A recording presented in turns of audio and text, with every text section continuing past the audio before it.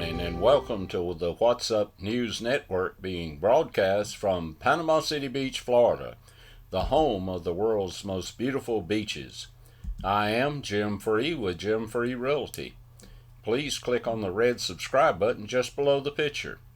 In the real estate market, we have 344 condo units available, of which 245 are Gulf front.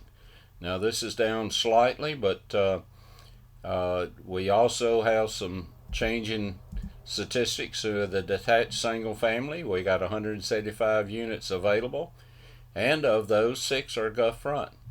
On the attached single family, we have 31 units available and 3 are Gulf front. Out of the some 11,000 Gulf front units, we have only 245 units that are available, or a little more than 2%. Because of the low inventory, the prices are still low and the interest rates are still low, but there's talk that they may be rising some in the near future. In the local news, Bill Buscell is the owner of Pineapple Willie's Restaurant and Wicked Wheel Restaurant. I'm sure most of you have had experiences there and enjoy the great food. But Bill Buscell is much more than just owner of the restaurants. He is really a pillar of the community. For several years, Bill, or Pineapple as some of his friends call him, has sponsored a Pay It Forward week at the Pineapple Willie's Restaurant, where he gives all the profits for that week back to the community. This year, the week produced $90,000, and Bill pitched in an extra $10,000 donation to the community. This is nothing new for Bill Buscell. He has been giving back to the community ever since he's been in business. I've heard many stories about his kindness, about how he helps new people that are getting into the restaurant business that are actually going to become competitors, but he helps them in their business. He has helped a lot of people in this community, and we are very fortunate to have him.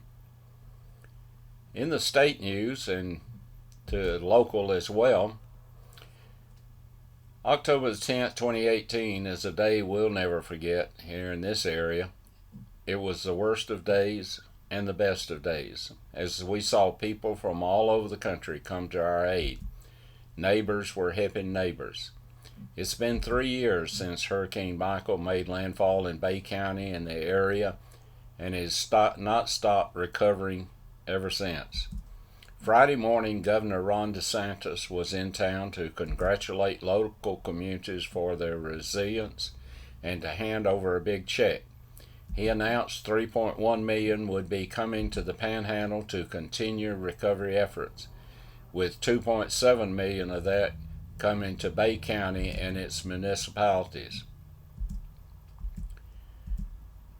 We received this from a resident of Tennessee, and she wrote, "Don't let people convince you that America is broken, because I have just saw her in action, and she is still alive and well.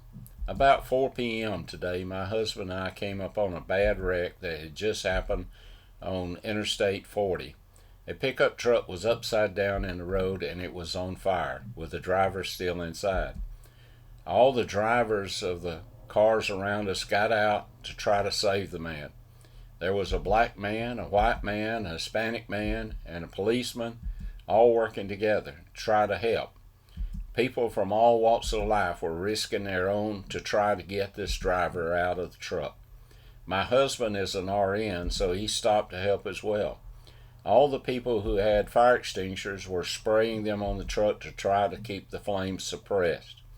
While my husband and another guy, an American soldier in uniform, tried to get the guy out of the burning truck.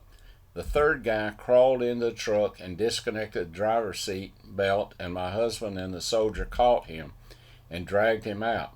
The poor driver was clearly terrified and could only speak Spanish. I felt so sorry for him. Luckily, our American soldier could speak Spanish, and he comforted the guy and eased his fear and sat with him on the pavement until the paramedics arrived. Now that is America in action, people. It was also a darn good reminder of what American people are capable of when the government and the hate baiters stay out of the way. I don't know who the truck driver was, but he is a lucky man. The Lord sent him a whole platoon of roadside angels. Now to the lighter side.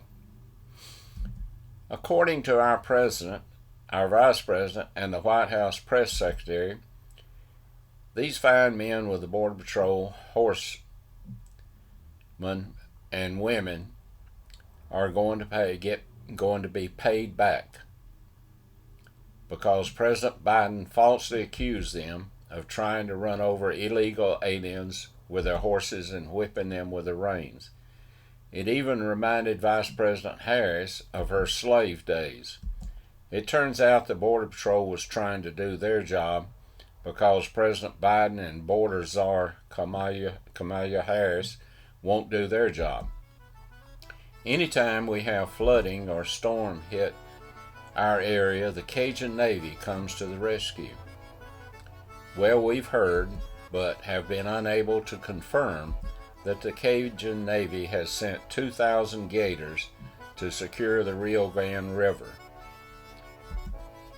Now, none of us want anyone to get bitten by a gator, but it sure would deter me from wading across the Rio Grande. Ms. Margaret Sanger, a member of the American Federation of Teachers Union, was somewhat disturbed about the president's low polling numbers. So she decided to conduct a poll of her 6th grade class on how many of them were Biden-Harris fans. Not really knowing what a Biden-Harris fan is, but wanting to please Ms. Sanger, all the kids raised their hands except Albert Spann. Ms. Sanger asked Albert why he was not a Biden-Harris fan, and Albert said, "Because I'm an independent." Mrs. Sanger asked Albert why he was an independent. Albert said, "Well, my mom is an independent, and my dad is an independent, so I'm an independent."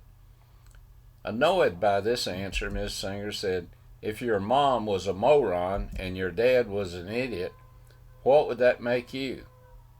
Albert said, "I guess that would make me a Biden-Harris fan." The word out of Afghanistan is that the Taliban has opened an army surplus store.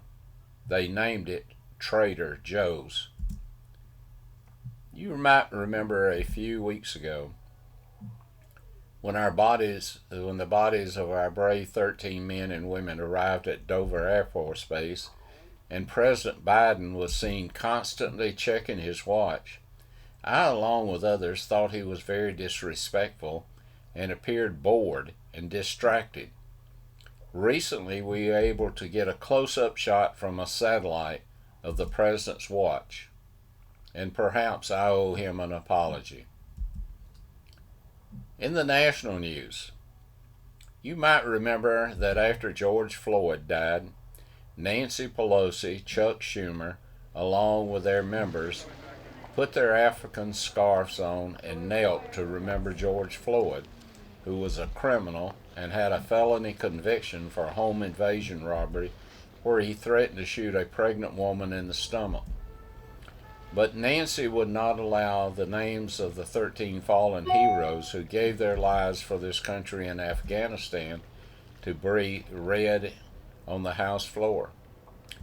Guess it was not a good photo op for her and Schumer.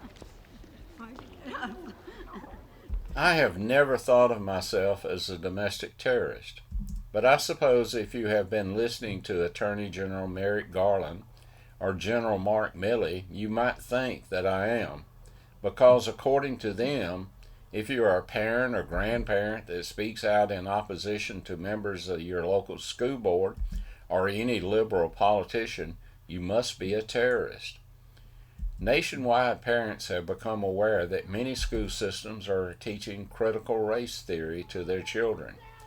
These programs teach students that they are limited to what they can accomplish in life by their race, and some children are classified as oppressors and others are classified as victims.